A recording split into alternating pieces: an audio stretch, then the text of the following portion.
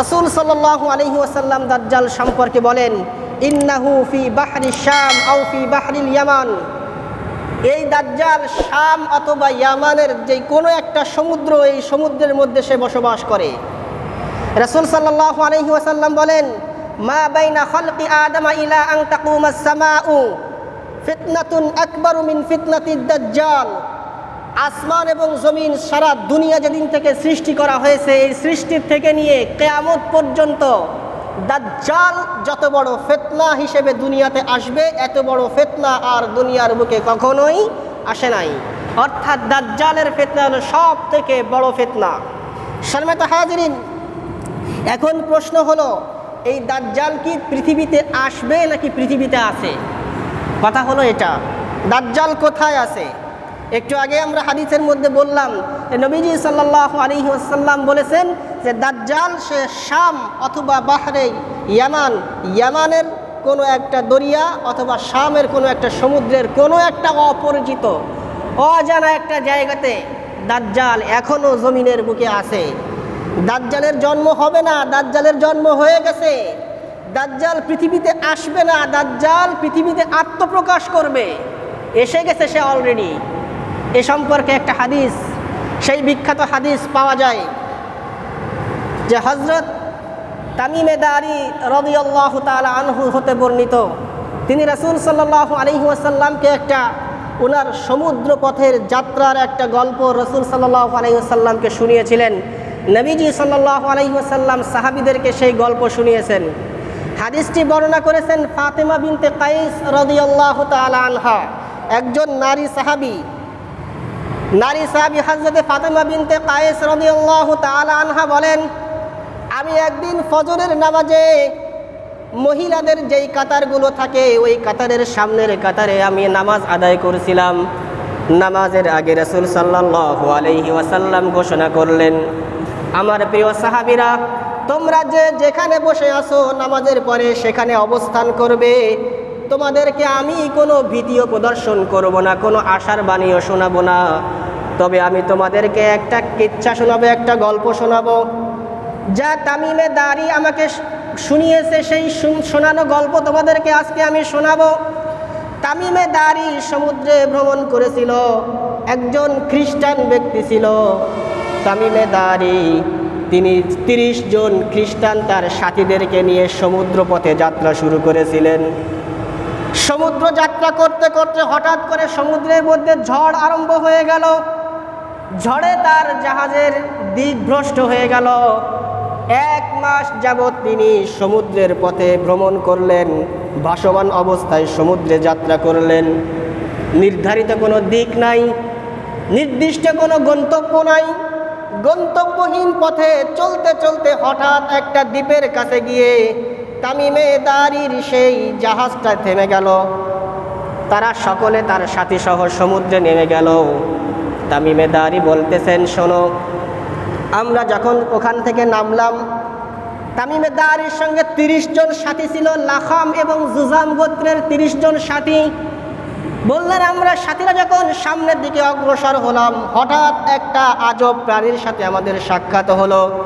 তার গায়ে এমন পোশাক পরিচ্ছদ ছিল, এমন পশম ছিল, এত বড় বড় লোম ছিল, কোনটা তার সামনের মুখ, কোনটা তার পেছনের মুখ, কোনটা তার মাথা, কোনটা তার নিচু, তার পা, কিছুই বোঝা যাচ্ছিল না।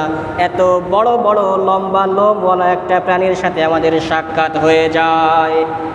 তামিমে দারি বলেন, আমরা প্রশ্ন করলাম, তুমি কে মান আনতা?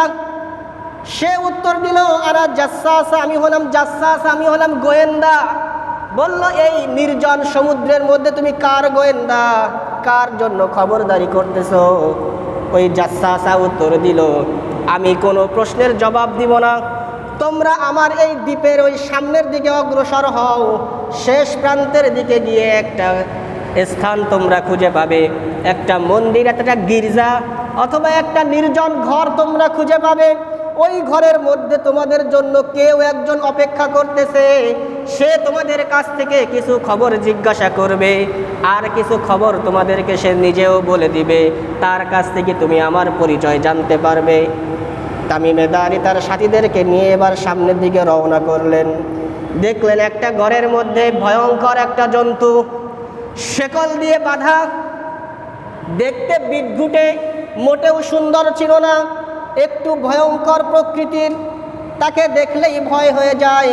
তামিমে দারি বলে, আমি মনে মনে ভয় পেয়ে গেলাম, না জানি কোন শয়তানের সামনে চলে এসেছি, কোনো একটা জিন ভূতের সামনে, একটা আজীব কোনো প্রাণীর সামনে হয়তো আমরা চলে এসেছি। এখন হয়তো না জানি আমাদের সামনে কোনো ভয়ঙ্কর পরিস্থিতি অপেক্ষা করতেছে। এরপর ঘরের মধ্যে গিয়ে তামিমে দারি তাকে জিজ্ঞাসা করলো, তুমি কে? পাল্টা প্রশ্ন আসলে যে তোমরা কারা, কেন এসেছো, কিভাবে এসেছো? তামিমে দারি তার সফরের পূর্ণাঙ্গ বর্ণনা দিল। সমুদ্রপথে যাত্রা করতেছিলাম, আমাদের জাহাজ দিকভ্রষ্ট হয়েছে, 1 মাস যাবৎ আমরা সমুদ্রে চলাফেরা করার পর এই দ্বীপে এসে উঠেছি। তোমার সাথী জাসসাসের সঙ্গে আমাদের দেখা হয়েছে, সে আমাদেরকে তোমার কাছে পাঠিয়েছে। সব বিস্তারিত বলার পরে দাজ্জাল বলতেছে, সে নিজের পরিচয় এখনো প্রকাশ করে নাই। দাজ্জাল বলতেছে যে শোনো, যে তোমাদের কাছে আমার কিছু প্রশ্ন আছে, এই প্রশ্নগুলো আমাকে জবাব দাও। দাজ্জাল বলতেছে, আমার কাছে কিছু প্রশ্ন আছে, আমাকে বলো বাইশানের খেজুর বাগানের খবর কি? তামিমে দারি বলতেছেন, বাইশান তো একটা লম্বা জায়গা, সেই বাইশানের কিসের খবর তুমি জানতে চাও? বলল, বাইশানের মধ্যে একটা খেজুর বাগান আছে, ওই খেজুর বাগান থেকে এখনো খেজুর আসে কিনা? তামিমে দারি বলল, সেখান থেকে এখনো খেজুর আসে। দাজ্জাল দ্বিতীয় প্রশ্ন করলো, তাবারিয়া উপসাগরের খবর বলো, তাবারিয়া উপসাগরের কি খবর তুমি জানতে চাও? দাজ্জাল বলতেছে, তাবারিয়া উপসাগরে এখনো কি কোনো পানি আছে কিনা, সেখানে এখন থেকে পানি প্রবাহিত হয় কিনা? তারা বললেন, হ্যাঁ, এখনো সেখানে পরিপূর্ণ আকারে পানির প্রবাহ রয়েছে। দাজ্জাল এবার তাকে প্রশ্ন করলো, শোনো, তোমরা আমাকে আর একটা সংবাদ দাও, জুগারের যেই ঝর্ণা রয়েছে, এই জুগারের ঝর্ণার অবস্থা কি? জুগার দ্বারা কি প্রশ্ন তুমি আমাদের কাছ থেকে জানতে চাও? দাজ্জাল বলল, জুগারের ঝর্ণায় পানি আছে কিনা, জুগারের ঝর্ণার পানি দিয়ে লোকেরা এখনো চাষাবাদ করে কিনা, ক্ষেত খামারি করে কিনা?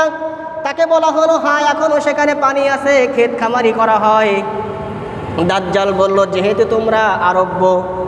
তোমরা আরবীয় ব্যক্তি, তোমাদের স্বজাতির সম্পর্কে কিছু প্রশ্ন এবার আমি তোমাদেরকে করি। একজন শেষ নবীর আগমনের কথা ছিল, ওই নবী দুনিয়াতে আসছে কিনা? তারা বলল, হ্যাঁ, নবী এখনো এসেছে। তিনি এখন কোথায় বসবাস করে? বললেন, মদিনাতে বসবাস করতেছেন। দাজ্জাল জিজ্ঞাসা করে, তার সঙ্গে, ওই নবীর সঙ্গে, নবীর স্বজাতির সাথে কোনো যুদ্ধ সংগঠিত হয়েছে কিনা? বলতেছে, হ্যাঁ, যুদ্ধ সংগঠিত হয়েছে। দাজ্জাল বলে, ফলাফল কি? ফলাফল হলো, এই যুদ্ধে ওই নবী তার স্বজাতিদেরকে পরাজিত করেছে, নবী নিজে বিজয় লাভ করেছে। দাজ্জাল বলতেছে, এটাই তো হওয়ার ছিল।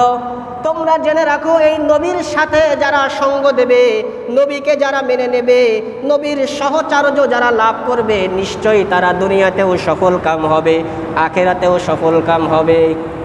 তামিমে দারি বলতেছে, তুমি তো একের পরে এক প্রশ্ন করেই যাচ্ছ, বারংবার আমাদেরকে প্রশ্নই করতেছো, একের পরে এক প্রশ্ন করতেছো। তুমি তো তোমার নিজের প্রশ্নে আমাদের প্রশ্নের জবাব দিলে না, নিজের পরিচয় এখন আমাদেরকে বললে না। দাজ্জাল বলতেছে, আমি হলাম মাসিহুদ দাজ্জাল, আমি হলাম সেই দাজ্জাল। অচিরেই আমি পৃথিবীর বুকে যাব। পৃথিবীর বুকে যাওয়ার পরে আমি পূর্ব থেকে পশ্চিম সারা দুনিয়ার মধ্যে ভ্রমণ করব, সমস্ত দুনিয়াকে আমি ফিতনা দিয়ে ভরে দেব। দাজ্জালকে প্রশ্ন করা হলো, তুমি কখন দুনিয়াতে যাবে? দাজ্জাল বলতেছে, আমি যে কখন দুনিয়াতে যাব সেটার জবাব তো তোমরা ইতিপূর্বেই দিয়ে ফেলেছো। কি জবাব দিয়েছি? দাজ্জাল বলতেছে, তোমাদের কাছে আমি প্রশ্ন করেছিলাম বাইশানের খেজুর বাগান সম্পর্কে। শুনে রেখো, বাইশানের খেজুর বাগান, সেই খেজুর বাগানে একদিন খেজুর থাকবে না, ওই খেজুরগুলো একদিন শেষ হয়ে যাবে। তোমাদের কাছে আমি প্রশ্ন করেছিলাম, তোমরা আমাকে বলো তাবারিয়া উপসাগরের পানি সম্পর্কে। তোমরা বলেছো পানি আছে। একদিন জেনে রেখো, তাবারিয়া উপসাগরে কোনো পানি থাকবে না, সব শুকিয়ে যাবে। যেই দিন বাইশানের খেজুর বাগানের খেজুরগুলো শেষ হয়ে যাবে, তাবারিয়া উপসাগরের পানি শেষ হয়ে যাবে, জুগারের ঝর্ণা, হযরতে লূত আলাইহিস সালাতু ওয়াস সালামের একজন কন্যা ছিলেন, সেই কন্যার নাম ছিল জুগার। ওই জুগার যেদিন মারা গিয়েছিল, ইন্তেকাল করেছিল, সেদিন ওই জুগারকে যেই ঝর্ণার পাশে দাফন করা হয়েছিল, ওই দাফন করা জুগারের নামের সাথে নাম রেখে ওই ঝর্ণার নামটাকেও জুগারের ঝর্ণা নামকরণ করা হয়েছে। একদিন এই জুগারের ঝর্ণায় পানি থাকবে না, এখান থেকে মানুষ ক্ষেত খামার করতে পারবে না, সেচ দিতে পারবে না। তাবারিয়া উপসাগরের পানি যেদিন শেষ হয়ে যাবে, জুগারের ঝর্ণার পানি যখন শেষ হয়ে যাবে, বাইশানের খেজুর বাগানের খেজুর যেদিন শেষ হয়ে যাবে, জেনে রেখো সেই দিন আমি দাজ্জাল দুনিয়ার মধ্যে আমার আত্মপ্রকাশ ঘটাবো। তখন আমি আত্মপ্রকাশ ঘটাবো। প্রিয় ভাইরা আমার, বাইশান শহর, তাবারিয়া উপসাগর, জুগারের ঝর্ণা, এই তিনটা জায়গাকেই আজ ইহুদিরা দখল করে ফেলেছে। এই তিনটা জায়গায় আজ ইসরায়েলের দখলে, ইহুদিদের দখলে। সিরিয়া এবং ফিলিস্তিনের এই যে অঞ্চলটা, এই অঞ্চলের মধ্যে এই সব জায়গাগুলো অবস্থিত। কেন তারা দখল করে নিয়েছে? দখল করেছে এই জন্য, ইহুদিরা মনে করে যে আমাদের নেতা হলো দাজ্জাল। আজকে ইহুদিরা দাজ্জালের আগমনের জন্য অপেক্ষা করতেছে। তাদের ধারণা হলো দাজ্জাল যেদিন আসবে সেদিন আমরা সারা দুনিয়াতে আমাদের রাজত্ব কায়েম করব। সমস্ত দুনিয়া থেকে ইহুদি ধর্ম ব্যতীত আর যত ধর্ম আছে, যত মত আছে, সবগুলোকে বিলুপ্ত করে দিয়ে আমরা আমাদের ইহুদি ধর্ম দিয়ে সারা দুনিয়াকে আমরা পরিচালিত করব। সম্মানিত ভাইরা আমার, এজন্য দাজ্জালের আসার আগমনের যেই জায়গাগুলো রয়েছে, যে আলামতগুলো রয়েছে, ওই আলামতগুলোকে তারা সর্বপ্রথম তারা দখল করে নিয়েছে। বাইশানের খেজুর বাগানে এখনও খেজুর হয়, তবে এই খেজুর খুবই অল্প, এটা মনে রাখা উচিত।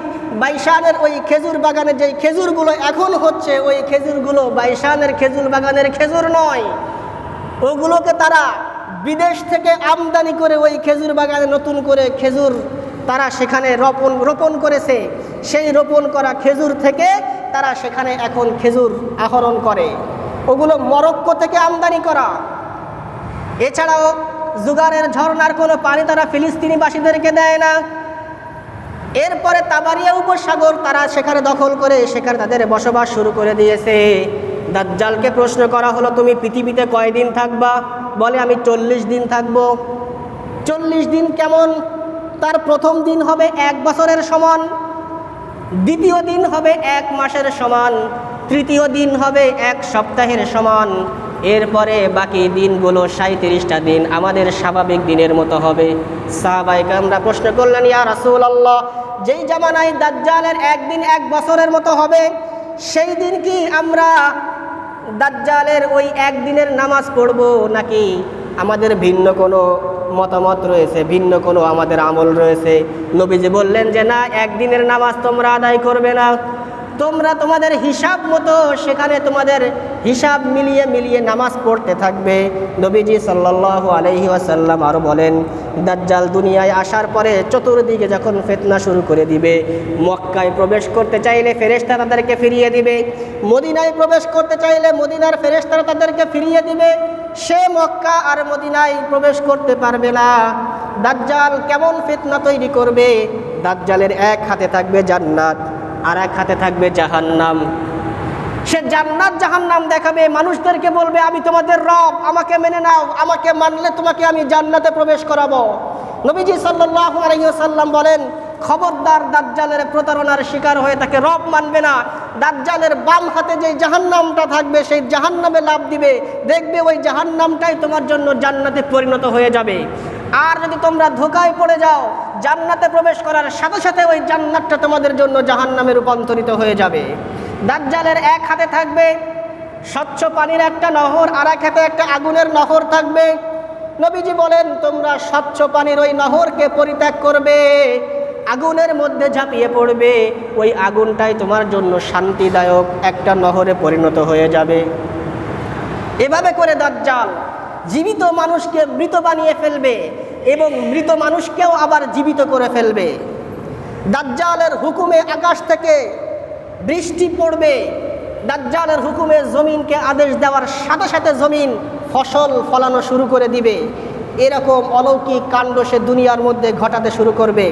একটা ঘটনা, দাজ্জাল সর্বশেষ এক ব্যক্তির সাথে তার সাক্ষাৎ হবে। রাসূল সাল্লাল্লাহু আলাইহি ওয়াসাল্লাম বলেন, ওই জামানায় ওই সময়ের সব থেকে ভালো মানুষ হলো ওই ব্যক্তিটা। দাজ্জাল তাকে বলবে, আমার উপর ঈমান আনো। ওই ব্যক্তি বলবে, তোমার চোখে, তোমার কপালে আমি কাফের শব্দ লেখা দেখতে পাচ্ছি, তুমি নিঃসন্দেহে কাফের, তুমি দাজ্জাল, তুমি আমার রব হতে পারো না। দাজ্জাল তার সাথীদেরকে বলবে, আমাকে রব হিসেবে মানতেছে না, আমি এখনই এর প্রমাণ দেখাচ্ছি। দাজ্জাল তাকে নিহত করবে, টুকরা টুকরা করে ফেলবে। আবারও দাজ্জাল তাকে জীবিত করে ফেলবে, বলবে, দেখো তোমাকে মৃত বানিয়ে ফেলেছিলাম, আবার জীবন দিয়েছি, এবার আমাকে রব বলে স্বীকার করো। দাজ্জালকে বলবে, তুমি যে একটা কাফের দাজ্জাল, আমার কাছে এই প্রমাণ আরো বেশি স্পষ্ট হয়ে ফুটে উঠেছে, তোমাকে আমি রব হিসেবে স্বীকার করতে পারবো না। দাজ্জাল এবার ওই নিরীহ লোকটার উপরে নির্মমভাবে অত্যাচার করা শুরু করে দিবে। অত্যাচার, জুলুম, নির্যাতন যতই করবে ওই লোকটার ঈমান তত বেশি ফুটে উঠবে। এবার দাজ্জাল চূড়ান্তভাবে প্রতিশোধ নেওয়ার জন্য সত্যই তাকে মারার জন্য উদ্যত হবে। নবীজি সাল্লাল্লাহু আলাইহি ওয়াসাল্লাম বলেন, দাজ্জাল যখন এবার দ্বিতীয়বার তার গলায় ছুরি চালিয়ে তাকে নিহত করতে চাইবে, মারতে চাইবে, আল্লাহ রাব্বুল আলামিন তার গলাটাকে এমনভাবে রূপান্তর করে দিবেন যে দাজ্জালের ওই ছুরি দিয়ে ওই ঈমানদারের একটা পশমও কাটা যাবে না। এভাবে করে দাজ্জাল চতুর্দিকে তার ফিতনা তৈরি করতে থাকবে। ফিতনা চলতে চলতে সে তার ইহুদি যেই সাথী বর্গ রয়েছে, ইহুদিদের 70,000 ব্যক্তি তার সাথে থাকবে। 70,000 সাথী নিয়ে সে সারা দুনিয়ার মধ্যে সকলের উপরে ফিতনা তৈরি করবে। এক পর্যায়ে সে বাইতুল মুকাদ্দাসের দিকে আসতে থাকবে, কারণ এখন তার উদ্দেশ্য হবে যে বাইতুল মুকাদ্দাসে ইমাম মাহদির নেতৃত্বে সারা দুনিয়াতে ইসলামী যে খেলাফত চলতেছে, এই খেলাফতকে ধ্বংস করার জন্য সে বাইতুল মুকাদ্দাসের দিকে চলে আসবে। ঠিক এমন সময় সিরিয়ার পূর্ব দিকে দামেস্ক শহরের সাদা গম্বুজওয়ালা একটা মসজিদে যখন ইমাম মাহদি ফজরের নামাজ আরম্ভ করতে যাবেন, ঠিক সেই সময়ে দুইজন সাদা ফেরেশতার কাঁধের উপরে ভর করে, ডানার উপরে ভর করে ইমাম হযরত ঈসা আলাইহিস সালাতু ওয়াস সালাম আসমান থেকে অবতরণ করবেন। ইমাম মাহদি ঈসা আলাইহিস সালাতু ওয়াস সালামকে দেখে চিনে ফেলবেন, ফজরের জামাতের ইমামতি করার অফার দিবেন। ঈসা আলাইহিস সালাম বলবেন যে, না, আপনি হলেন ইমাম, আপনি হলেন খলিফা, আপনার